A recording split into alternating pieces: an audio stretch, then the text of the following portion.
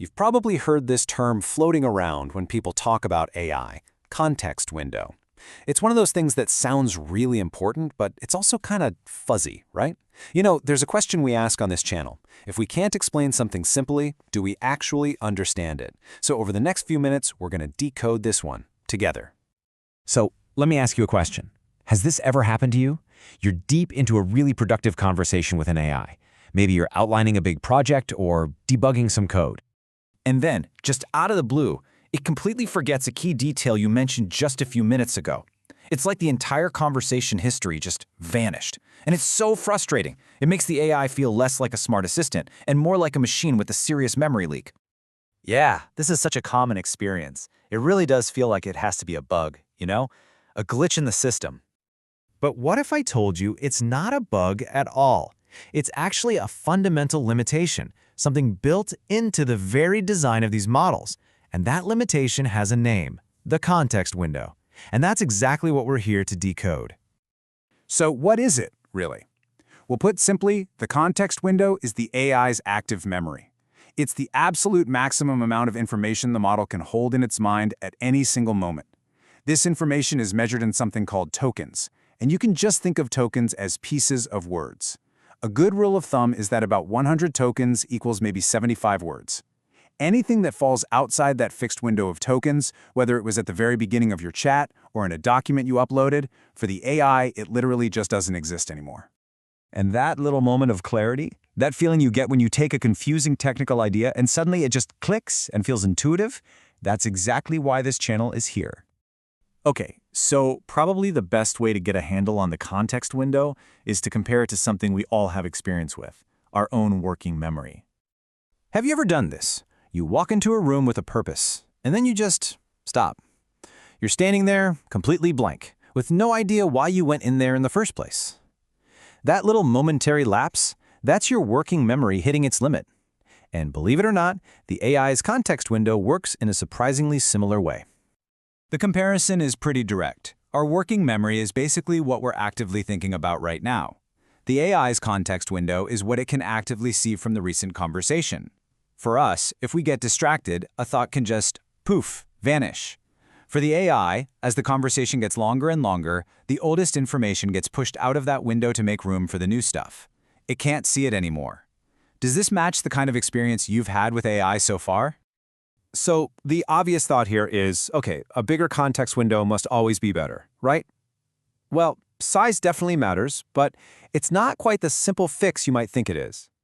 And the scale we're talking about these days is just staggering.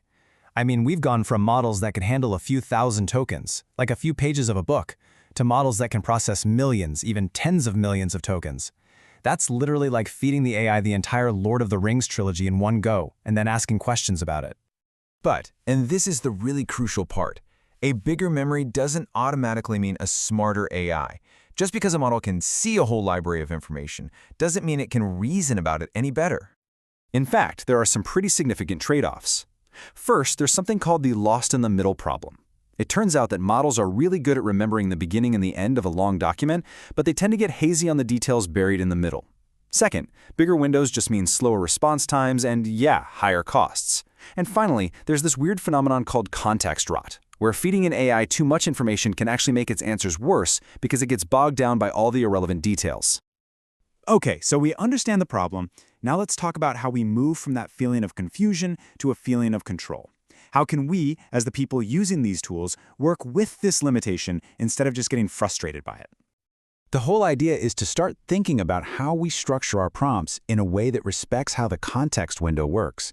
So let me ask you, what would change for you if you understood the tools you use every day just a little bit better? Here are 3 really powerful strategies. First, front-load your context. Think about it like a newspaper article. Put your most critical info, your most important instructions, right at the very top of your prompt. That ensures it's always in the AI's immediate line of sight. Second, summarize periodically. If you're in a long chat, every so often just say something like, hey, as a quick reminder, these are the key goals we're working toward. This pulls those important details back into the active window. And third, break it down. If you have a really complex project, don't try to do it in one massive, endless chat. Start new, focused conversations for each distinct part of the task. So, where's all of this going? Well, researchers are working around the clock trying to solve this whole problem of AI forgetting things, trying to move beyond the limits of the window. The ultimate goal is to evolve past this temporary, sliding window and give AI something it just doesn't have right now, a real, long-term memory.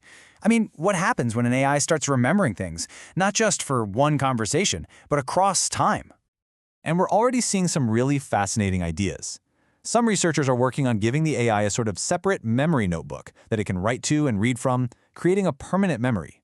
And there are even wilder ideas, like models that can actually write and run their own code to manage their memory, basically building a memory system for themselves as they need it. So, if there's one thought to really take away from all this, let it be this. AI doesn't forget because it's bad or stupid. It forgets because its entire world is limited. For now, its whole reality is defined by the size of that window. If you enjoy taking ideas like this and just decoding them slowly and clearly, well, this is what we're going to be doing here. The goal is always to get to that feeling of real understanding. So, my question back to you is, what should we decode together next? Let me know what you're curious about down in the comments.